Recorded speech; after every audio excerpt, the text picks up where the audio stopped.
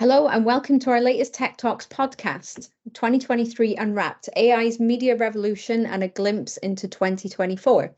So today we'll be diving into the world of media and entertainment, reflecting on the standout trends of 2023 and making our predictions for the transformative year ahead in 2024. I'm Leanne Tomlin from Perifery, and we have an expert panel of speakers today. If you'd like to introduce yourselves, Tina. Hey everybody, Tina Spinello. I work with DataCore on the Perifery division. I work for the Americas and the sales side for the West and Central team, specifically with M&E. Thank you. And David? Hi, David Fabrizio. I'm our Manager of Business Development. I help align our partners and customers together with the appropriate Perifery personnel and speak to all our new opportunities. Thankful to be on the webinar today. Thank you. Jonathan? Hi. So yes, Jonathan Morgan. I am the SVP of Product and Technology in Perifery. And before that, I was the founder and CEO of Object Matrix, who were acquired by DataCore / Perifery. And I'm very pleased to be here. Thank you, everybody. So to kick things off, Collins Dictionary declared AI as the word of the year for 2023. How has AI been a major talking point? What specific impacts has it made on media and entertainment workflows? Jonathan, I'm going to fire this first question over to you. Oh my goodness.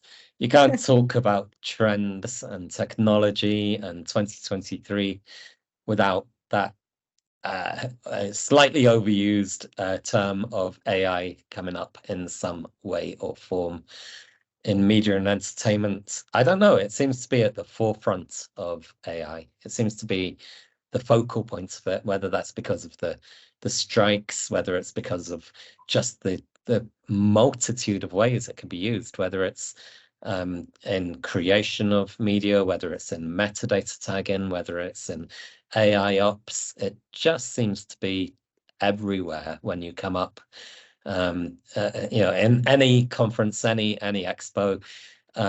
There's a Gartner chart of technologies, and the Gartner chart says this is at peak hype, the word AI, and that is definitely where we are at today. I mean, you must have a very different view of it from in LA, or maybe the same view of it in LA, Tina. You probably come up with you've been in the middle of all the strikes, whether for the good and the bad. You've seen good and bad arguments for and against AI, and maybe perhaps in terms of the technology, how do you see it in sales? How do you see it in terms of what people are asking for and where this is going? Yeah, I think Jonathan makes some really good points, right? This is obviously a very timely subject right now and impacts so many different people. There is a lot of potential goodness, though, because AI is currently and has been helping companies in media and the entertainment sector with their content production. These AI algorithms help to create art, they produce content, and they can also reduce the time and cost associated with production significantly. And being that can also increase the time to market for these productions.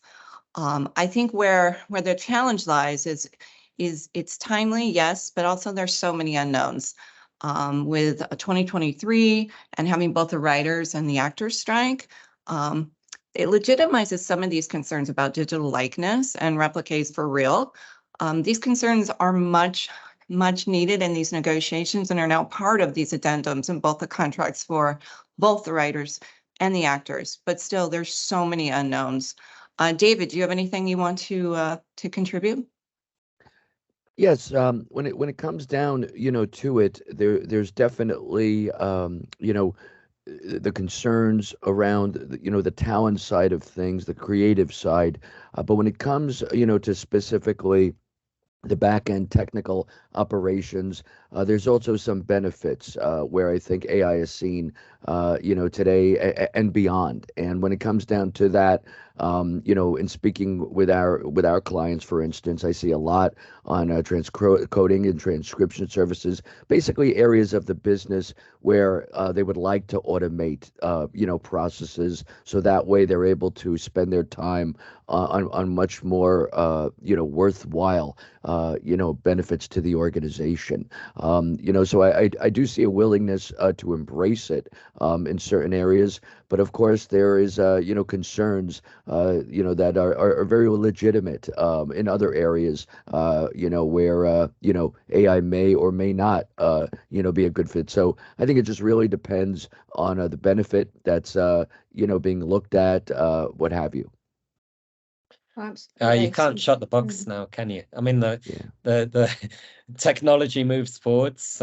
We quite often worries us because it's such change. It's so fast. It's at times revolutionary, and this is probably one of those moments. And the thing is, you can't ignore it. You probably are going to embrace it to do good things for sure. You have to embrace it. You have to do things more efficiently, because if you don't, your competitors will. But however, the human aspect of it, the not becoming automatons ourselves, but allowing us to be human, but enhanced with better tools and better technologies. That's where we have to be. And it's a very difficult balance. It's very difficult to move forwards, but it at times. But however, it's inevitable that these technologies will be embraced. That's for sure.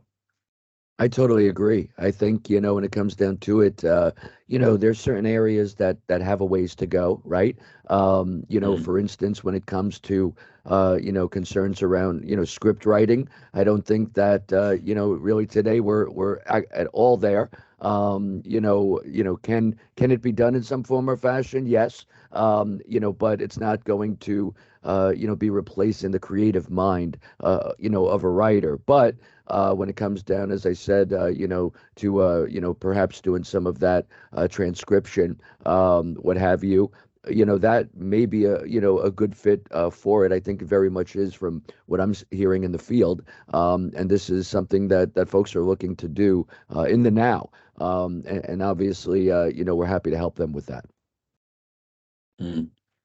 Yeah, no, absolutely. I mean, AI has definitely brought efficiencies and quality improvements, and there's, certainly monetizational opportunities across the M&E workflow. Do you know of any examples or instances where AI has notably transformed the industry and, sort of during the last 12 months? Well, obviously, Leanne, we've been talking about it, right? It's the writer and the actor strike. That strike Yeah. lasted for close to 150 days, and the effect was on across the entire industry. I mean, not just the studios and the actors, but everybody else that helps support that industry, from the caterers to the set builders, makeup artists, drivers, caterers. We can go on and on, right? It's just it was a huge impact, and I think back to what we spoke about earlier, that it's really affecting the human part of this. And so how do we make sure that the technology is there to support this transformation? Because it's going to really help with the streamlining of the workflows, and that part is very exciting. And how do we also balance that out with the human creativity? I think a lot of the folks that I'm speaking with, for instance, on the post-production side, this is, as Jonathan said, the ball is moving forward, regardless, right? So it's something that, you have to be a part of. And like any other, technology, or new technology to one's organization, they're looking at their workflow going, how can this help me? And I think that's what it's coming down to. And I'm speaking to clients, who are looking at their workflow and recognizing areas, that are part of it, that can be automated. And just that example I mentioned earlier, that's really a real world example from many of my customers, who are looking to, do exactly that and looking to do it in the now, because it's a needed part of that post-production process, and it needs to be done. But by automating that piece of the project, they're able to, go to market sooner in regards to completing that project. They're able, to invest in other areas that are just going to make them more competitive. And when it comes down to it, for instance, in the post-production space, that's an area where you need to be ultra competitive. And it's not just from, a pricing standpoint, but it's in terms of how you differentiate yourself as an organization. And this enables, them to also stay at the forefront, of their vertical as well. And when you look in Burbank, you're talking, hundreds of companies in a small amount of miles, and again, that need for differentiation, has to be there. And that's why, they're looking in the now, at how can they remain ahead of their competitors. Yeah, I totally agree. I mean, some of it is absolutely game changing. Some of it is hype, that's for sure. So yeah, we've been editing films on our phones to a better and better degree over the last 5 years, let's say. So some of it's just better algorithms, right? Some of it is just, hey, we can do this even better now than we could last year. And we've seen that natural progression where it's new and revolutionary. So certainly in natural language translation, and then you start to see, oh, I can do a search in my asset manager tool that isn't going, I want to find camera X. I can say, give me a shot where Leanne is walking through a green door and smiling as she goes through the door, and suddenly you'll get 10 clips come up. Give me a slam dunk where the player turns and faces the camera and smiles. 10 clips come up, right? So this is amazing because we couldn't search like that previously, but we know search is going in that direction, and yeah, it's exciting. I semi-apologize, not entirely apologize. This is technology that Perifery is bringing to market as well with our AI Plus. And that is just, to me, it's super exciting. It's better ways of doing things that are big step changes, as you were talking about there, David. And I'm excited as a technologist to see it. I think where we legitimately worried is where it takes away jobs that used to happen. You have metadata extraction. You can take a film now, maybe semantically analyze that film with AI, extract what's happening in that film, tag it all without any metadata that was there previously. Have a speech to text, have a plot summary, be able to search on that with natural language processing, and be able to bring that to the forefront. Who wouldn't want to do that? Of course you want to do that. Of course you want to be able to search your video archive, which is exciting for a company again like Perifery, because we want you to keep your video archives. We want you to be able to reuse them, monetize them, bring out the value from them, be able to use them in new productions or your TV, maybe news programs, or be able to do all of these things. AI is so exciting because it opens up doors where it affects jobs that previously existed. Of course, everybody is going, let's make sure we do this in the right way.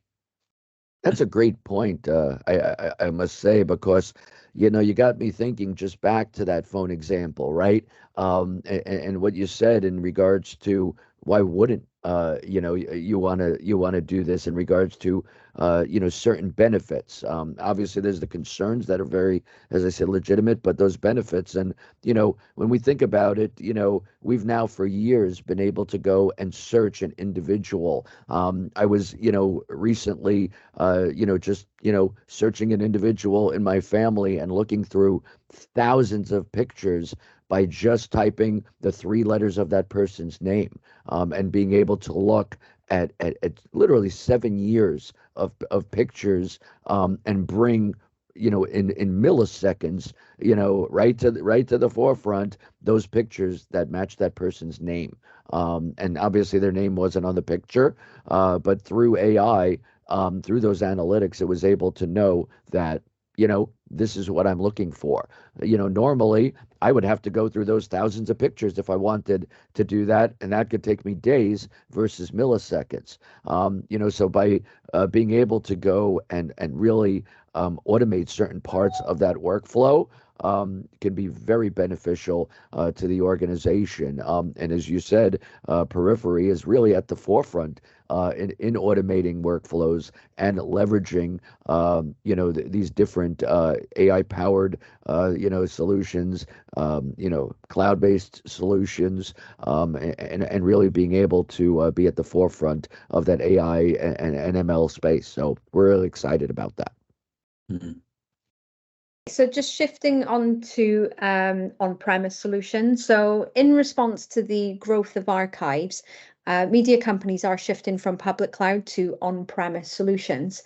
Can you sort of elaborate on how this transition impacts the cost efficiency of utilizing AI algorithms for content analysis and repurposing? I'm going to go to Jonathan on this one first. Yeah, really happy to take this question. It's interesting, right, with AI, because what AI encourages is, number one, active archive, because you don't want an offline archive, whether that's LTO or deep cloud or whichever technology you want to refer to, because you want to be able to go through that media and collect information that will make search better, that will make reusage easier for your editors. Now, if you're going to go through your media, you could be going through a lot of data, hundreds of terabytes potentially. And every time you pass through the data, you're potentially facing egress fees. You're potentially facing compute power fees if you're doing that in the cloud. And if you add up all of those fees, that can be a lot of money, right?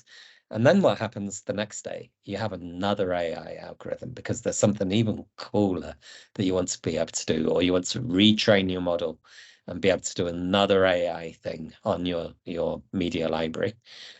And then you pay that fee again. And then what's really cool is your results are good and people reuse your data more.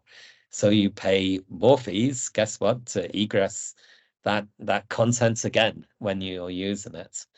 So all of this is a vicious cycle of fees, because even though it's your content, you are paying to access your content potentially, depending which solution you're going with.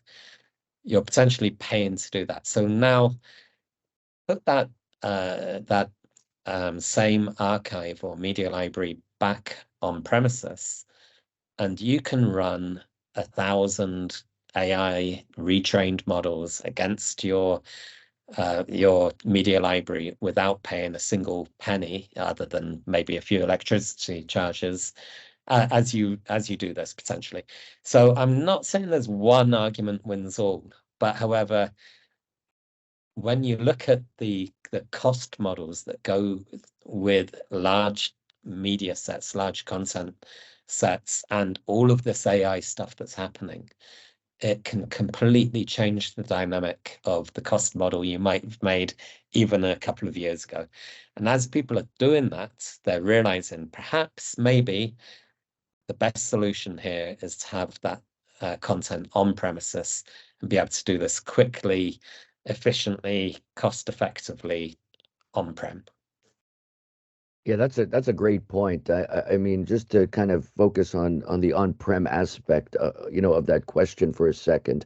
As Jonathan mentioned before that, the content analysis capabilities with AI are just endless. So that's a benefit that folks are able to leverage. But when it comes down to it, why are folks looking to go on-prem? Some of those folks were folks just a few years ago who were looking to go all cloud, right? And the reality is that those ingress and egress fees, every time you access your content, your data, that cash register is ringing, and it's becoming for many organizations more beneficial for them to either go completely back on-prem, or most are looking to go into a hybrid, workflow scenario. That's really, what I've seen. And, when it comes down to it, when it comes to archive, what often happens is, a cheap and slow SLA is what's being utilized. But if I'm waiting perhaps for days, because that's on some, cold archive tier, it could be a very long time before I have what I'm looking for. And if I'm not utilizing the AI capabilities, I may have gotten the wrong data and now need to wait another 5 days, what have you. So it's really important to be using, those particular tools. But when I need my content, when I need my data, I need it now. If the client is asking a post-production house, for a particular project because they're doing a remastering of a certain film and they need to see all of that, it's really important that they're able to search that metadata and have that at their fingertips. Today, that is sitting, as I said, potentially on cloud. It's sitting on potentially LTO, which has to be digitized every few years. Hopefully, they have the player to play that old tape. Hopefully, those contents are accessible, and hopefully, I'm able to locate that tape in a reasonable time frame. Hopefully, it's not in a vault states away from where I'm sitting today, and hopefully, it's not on my production storage still, because then I'm using that inefficiently. And the what I just mentioned, those are all issues that folks are facing today regarding that inefficiency, whether it be to retrieve that content, ability to retrieve that content, or utilize the production storage efficiently. So what we're seeing, to just sum it up, is folks looking to have basically an on-prem instance of their archive-worthy content. And then if it's going to be a set and forget it, yes, then they'll put it on to, a type of media that perhaps would make sense. But people, I think, are looking to change, into an object-based, solution for those particular needs, where they're able to access that data, not get hit with those ingress and egress fees, and know that the time to do that is milliseconds. And when you take the benefits of AI and you couple them with the benefits of an on-prem object storage solution, you get exactly that. Access to your content nearly immediately, where the content is secure, it's protected, and it's immediately searchable. I think that's a great point David makes, because really at the end of the day, it's really having a choice based upon what's best for your IP and your data, whether it is in cloud or a hybrid approach. And obviously our solution at Perifery can help you with both of those scenarios. So I think both of those options are definitely on the table. And, as this technology grows faster and faster every day, and it's important to understand that, it's really about the flexibility and the choice. No, it's a good point, Tina. It reminds me actually of a phrase that was around a couple of years ago, cloud first. And I hated that phrase. And the reason I hated that phrase was because it was almost like saying, we don't care about the realities. We're just going to go with cloud. We're not going to think about it. We're just going to go with cloud, unless you really force me to go another direction. That's not how the world works, right? I mean, you have to be a bit more adaptable. You have to put the right workflows in the right places. Unfortunately, I wish there was a single solution that just solved everything. But it's just not the case. There are economic reasons. There's a good point, David, about the time to get to your content and be able to do that in an efficient manner. These all factor into it. There isn't just one place to keep a library, and every company out there has its own unique and special and brilliant attributes that they need to deal with their media libraries and their archives. And cloud first hopefully is in the dustbin. It's more about do the right thing, and that is not just defaulting to one solution. Exactly, and depending on the client I speak with, yeah, I have clients, as I said, where they're looking to get out of cloud, right? And they may be looking to be on-prem for that archive, and Periphery can help them. It's very ideal, probably. One of the top use cases I've seen. But then, as I said, I see others where they realize that maybe they had that cloud first mentality, and it didn't work because from an egress perspective, it's gotten crazy. Then they got the bill, right?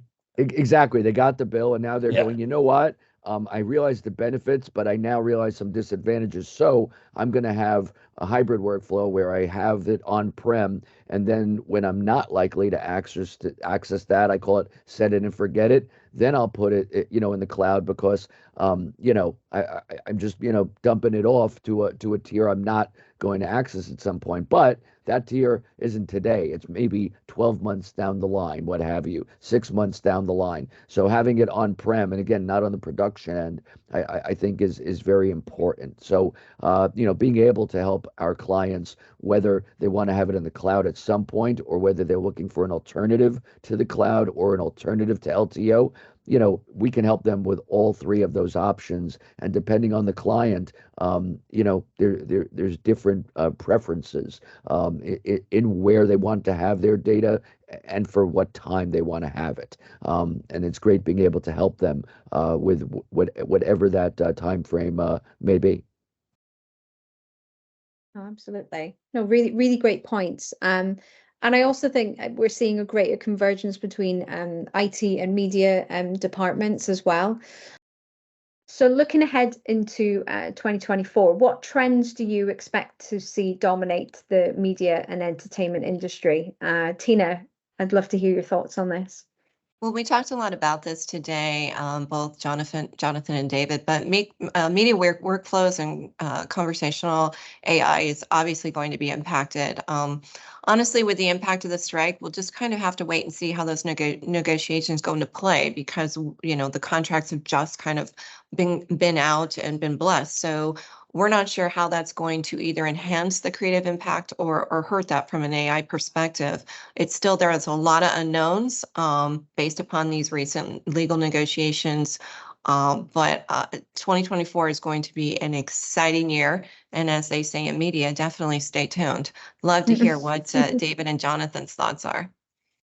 Yeah, I think getting that content, on-prem, from what have you on set, getting it, on-prem, and then automating the capabilities around, transcription, I think is going to be a big one. That's an area that I think is one of the first areas where, again, post-production facilities are leveraging or looking to leverage AI, and being able to get that, content, onto that repository, and then being able to go and automate that part of the workflow in the different languages for the markets that they serve are going to be I think utilized more and more in the new year, and I think they're going to find other ways themselves even in how to utilize the different technologies.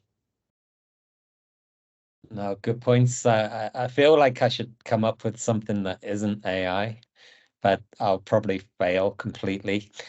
I was thinking particularly about how Edge will come into play over the next year.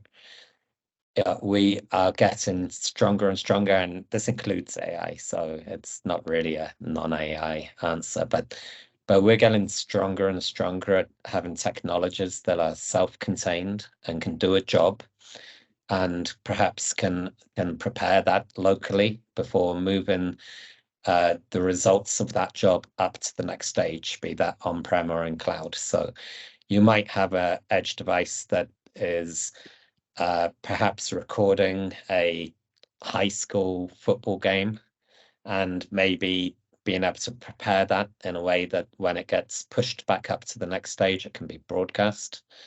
You might have a edge device that is simply doing local transcode and then maybe passing that back up to the central on-premises systems for news articles that can be immediately broadcast, etc.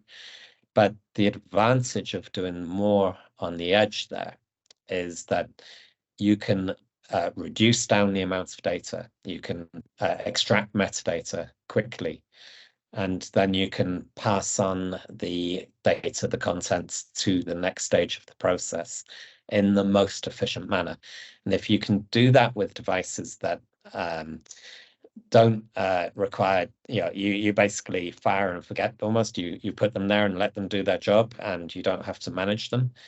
That's a revolutionary way of being able to make production and to do certain parts of the workflow.